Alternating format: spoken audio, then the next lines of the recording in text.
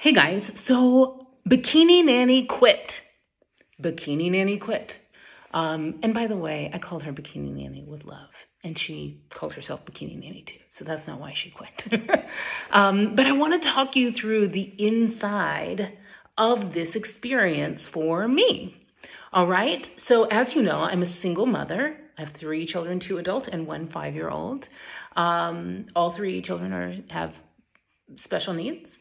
And I'm able to do what I do, including run a 7-figure business, live my best life, take care of I healed my body from a very complex medical condition, moved to Portugal.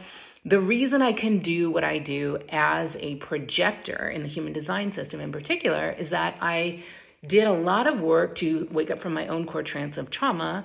And in the process, I greatly expanded my capacity to receive and to call in a ton of help at home and in my business. All right. And so I moved to Portugal 3 months ago.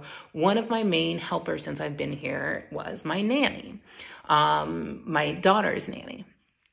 And I've shared some bits and pieces about her story and our story together with you.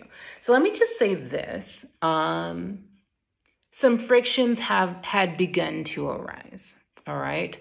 Namely in the area of like the energy and things that Bikini Nanny I perceived that she was modeling for London, things that she would say that I thought were very inappropriate, especially given that London is 5 and prone to repeating what she hears other people say. It's just honestly some like straight up mean girl vibes. That's what it was. Not to us, to other humans in the world. And I didn't love that. And London was starting to pick it up. And I have a number of rules of thumb for how I live life that I believe are spiritually correct, including I fix it fast in relationships. I have a free and clear communication rule, so I'm very direct and I practice nonviolent communications. I'm very direct about what I actually need, especially from an employee who is around my child a lot. So I was being very direct with her about what it was and was not okay to say around London. The truth is that the energy had gotten to be very intense and it was starting to keep me up at night. So here's why I was not surprised that Bikini Nanny quit. Because a couple of nights ago, she quit yesterday, a couple of nights ago, I started to practice the ancient memory and thought and belief clearing and cleansing practice of Ho'oponopono. It's from the Hawaiian culture. And I had begun to practice it with specificity on this issue. Okay, so here's what that looks like. It looks like taking radical and total responsibility for my role, conscious and unconscious, in creating the painful experience that we were in. All right.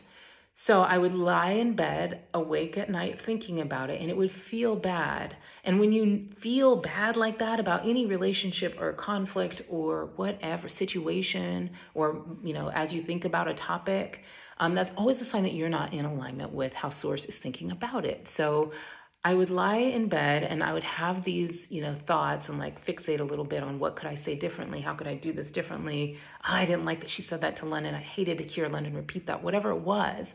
And I would direct my attention to God, divine, source, spirit, all that is. And I would just say the Ho'oponopono phrases over and over again, literally sometimes all night for a couple of nights. I would say, I'm sorry. Please forgive me. Thank you. I love you. And to be clear, I wasn't saying those things like directing them to her. I am directing them to source, spirit, and all that is. And those sayings mean more like, I'm sorry for what I have unconsciously created here, right?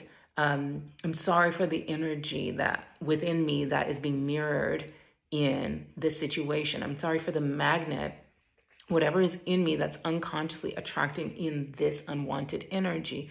Please forgive me. Please forgive me is not like, oh, it's self-flagellation, like I did something so bad, I need you to forgive me for it. Not at all. Please forgive me is more like, kind of like the original non-insidious, non-judgmental, non-toxic meaning of the word sin, right? Sin in the original meaning of the word just meant to be out of alignment, to miss the mark.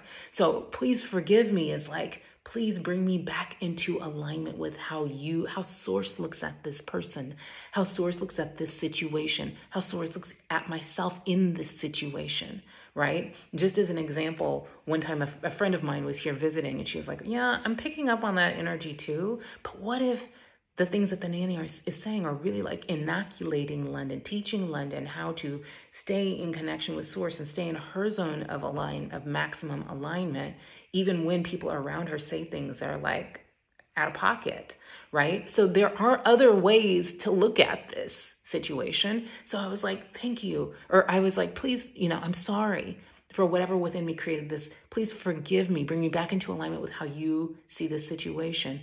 I love you, right? Put me in a posture of love in this situation. That's turn up, dial up the love within me in this situation. And thank you in advance for divine order being established in my mind, my body, and my affairs, even through this situation. In this situation, and even more in the rest of our lives through this situation, all right? So when I started practicing Ho'oponopono on this experience, I knew that very rapidly, because it is truly one of the most powerful technologies spiritually I've ever seen in my life, I've ever worked with in my life, I knew something would happen. And I knew it would happen fast. And I knew it would be one of two things. I knew that if this nanny was the divine selection of nanny for London, then we would work through this experience and situation and we'd all be benefited by having had this experience together, and that would happen fast. Or she would leave. This is not me abdicating responsibility. Something would happen and she would leave. Either I would catch a download and be like, gotta go, or she would catch a download and be like, gotta go. And that's what happened. Right? And so I'm sharing this with you because I think our till death do us part culture got people fucked up, straight up. Till death do us part culture has people out here thinking that any ending is bad, and any ending is to be avoided or fixed, or you got to do something, or should create panic, or should create drama, or should make you feel bad, or should create regret. The reality is what I know better. I know that there's a reason they call them necessary endings, all right? And I know the spiritual laws that say that sacred destruction precedes sacred creation, all right? I know we have had a very long-term nanny that's still in the United States. I know what that is amazing. I don't even think of her as a nanny. I think of her as like a co-parent, a co-creator of my family. So I know what this is supposed to feel like, all right? Or I know what I desire for this relationship to feel like in our world. And I know that what I'm creating, the till death do us part culture, the endings are bad culture, has us thinking that what we're creating is this relationship, and that's not true. What I am creating is a wildly awakened, aligned, technicolor, alive, metaphysically delicious life that is congruent with and accommodates and expresses and celebrates who I really am and who London really is. So anything that is not in alignment with that will get frictiony and either leave or be fired, and that's what happened. So necessary endings are not failures. They are necessary parts of the process of creating the life you were born to live. You prune what ain't right, and Source does too. You course correct, you shape. And if you are in a season where you're wanting to come into more alignment with the life you really came here to live, you got to know that some relationships and some relationship patterns cannot come with you. All right. So if you want to learn how to expand your capacity to receive help and make necessary endings and use spiritual power tools like Ho'oponopono and have hard conversations and manage teams, join me at Upgrade Your Business, Your Money, and Your Life. It is a live 3-day event in person that I've created. It's next month in Berkeley, California, October 27th through 29th. Go to soultour.com/upgrade and join me. Come get masterful with me. Come get radically resilient and radically aligned with me. All right. I love you, and I will see you at Upgrade.